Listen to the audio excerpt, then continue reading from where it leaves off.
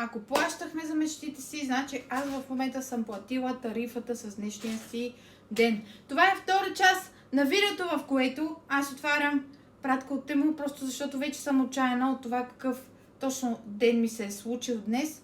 И седа в една много красива, не знам, може би индийска дреха, не знам. Много е красива обаче, много ми харесва как ми седи. Може би, ако имах малко и по-дълга черна коса, ще ми седи още по-добре, но другия път ще ви напомня на фризьорката, че отглеждам дълга коса и да не ми я реже по толкова. О, това предполагам какво е. Това са маркери, фломастри маркери, са акрилни маркери. Да, ще бъде много яко и ще се рисуваме много яко с тях. Проблемът не е, че съм си взела чорапи. Да, ето, взела съм си чорапи. Проблемът не е, че съм си взела чорапи, а проблемът е, че тези чорапи би трябвало да бъдат за едни обувки, които са доста отворени. Докато гледам чорапите, ще седят като сандали с чорапи, така че по-добре без чорапи тези обувки, поне към настоящия момент. Усещам, че е нещо на Марио. Да. Това е неговата мечта на чантичка за телефон. Викам мамо да си нося навън телефона. Ето я. И междувременно, супер дълго очакваната му част, взела съм и панел за телефона. И супер побъркана. Не, хора, аз нямам думи за себе си. Ето. Една блузка.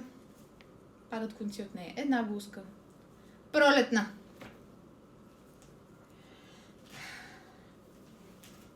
Втора пролетна блузка. Между другото, искам само да ви покажа. Не знам на тази светлина. Виждате ли? Почти прозрачна е. И трета пролетна блузка, просто защото нещо ми трябва за тези червени ногти да си нося нещо червено. Ето. Вижте сега как ще ми седи червено. Става. Горе-долу. Мисля, че ми отива червеният цвят. Продължавам. Добре, сега ще обясна. Тук има кутии за бижута. Няма да ги отварям, защото са поръчка на Марио. Тук има обици за тези кутии за бижута. Има пръстени. Има още пръстени. Има обици с пеперутки. Има гривни. Така, има гривни.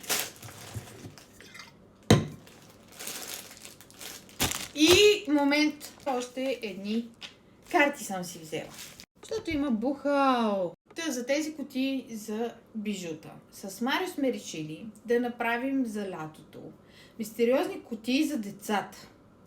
Миналата година децата пред блока се изтрепваха кой ще продаде повече бижута, кой ще си продаде повече кутии за бижута и така нататък. И тази година Марио ми е направил поръчка да му подготвя такива кутии за бижута, да ги окомплектовам и да играем на нещо като Mystery Box с децата, които ще си купуват от него. Ние ще пуснем тези неща на абсолютно символична цена, дори не бих казала търговска. Просто идеята е да забавляваме децата пред блока. Това е по идея на Марио, защото имат, между другото, те имат такъв проект по един от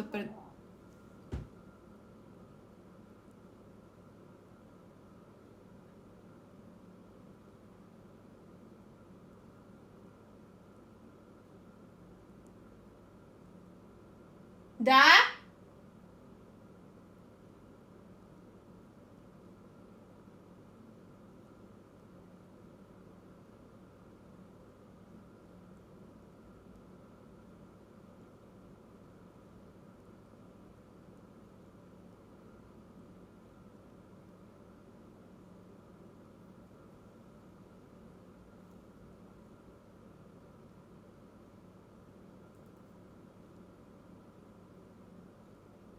What the fuck?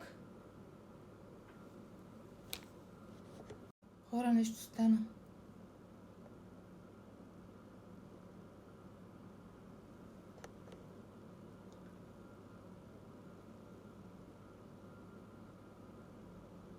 Чакайте малко, сега ще видя запис.